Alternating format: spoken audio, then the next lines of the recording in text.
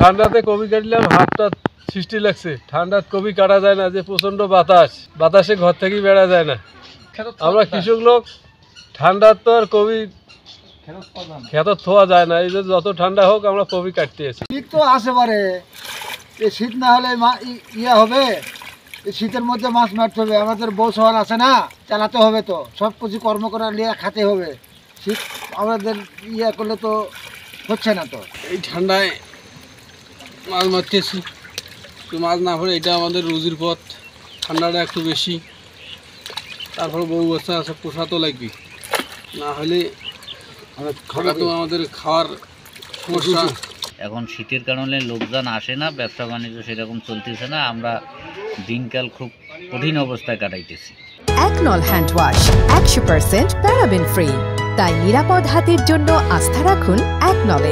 এলাকার অভাব বেশি, দরিদ্র সংখ্যা বেশি।